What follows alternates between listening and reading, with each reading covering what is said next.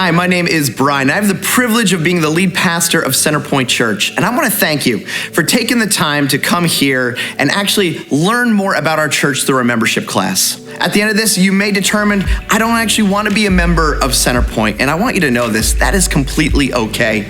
You know, when I started doing membership classes in the early days of our church, I used to be terrified of them because we're going to go through some stuff here during this time that we probably wouldn't have gone over at any other point within our church on a Sunday or a midweek thing that we have. And as a result of some of the stuff we may be sharing, you may say, oh, you know what, you believe that or you do that. That's not really what I'm looking for, what I line up with. And I used to be terrified because after a membership class, there was always people who stopped coming to our church. But I've come to learn this is actually a healthy process because we want people in our church who love what God is doing here at Centerpoint. And so for you, if there's something that you're like, oh, I like most of the church, but not that, let me first tell you, you're never gonna find a perfect church. I'm the lead pastor and there are things that Centerpoint that I would still do differently, but there's other voices that speak into our church. So not any church is perfect, but yet at the same time, I want you to know that this is a great church. And I would encourage that if you become part of our church and really become a member, that you don't come hoping to change things, but you come hoping to say, hey, how can I get involved and improve things? How can I be part of what God is doing here and serve and just enjoy the ministry that God has put upon the heart of all of those that started this church so long ago? If at the end of this meeting also, you're like, man, I don't know if this is the church for me. Here's what I want you to know. We love the church. Centerpoint's a good church, but there are other great churches on Long Island that may fit who you are and your style of worship and your theological preference a little better. So here's my challenge to you. After this class, if that's you, you're like, I need a new church. I want you to go up to whoever's leading the class and say, can you help me find a church that's more charismatic or more liturgical or more traditional? On our website, we list a bunch of churches on Long Island that we love and respect, and we never take offense when someone says, I just don't think Centerpoint is for me.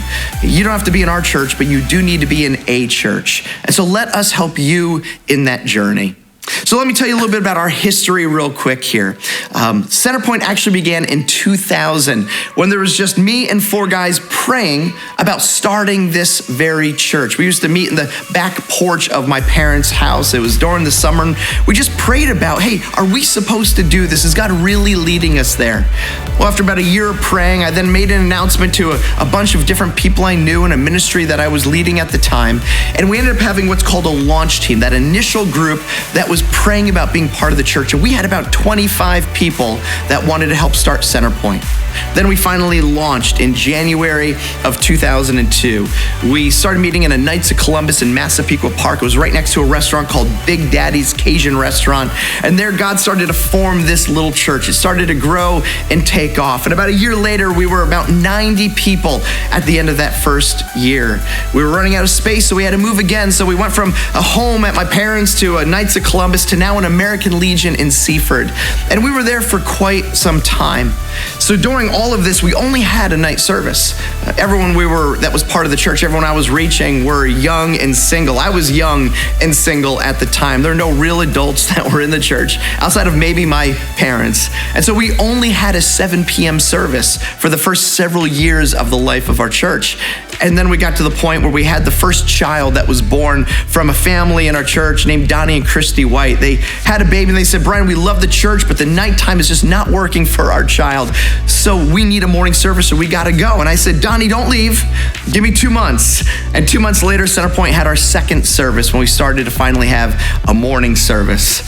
It continued to grow, and finally we had an opportunity to have more of a church building, a traditional building, not a hall. And so we started to rent a church in Belmore, 2658 Corner Lane.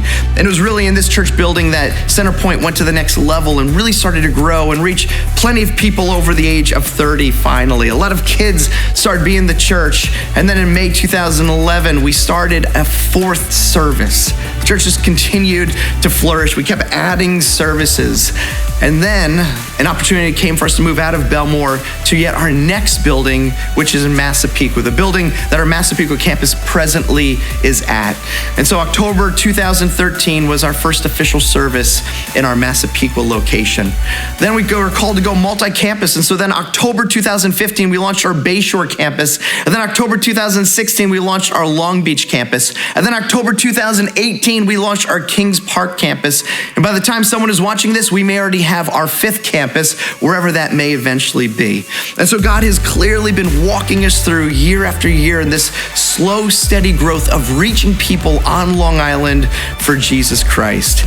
This is the history that today you are coming to learn if you want to be the next chapter in what God is doing at Centerpoint Church.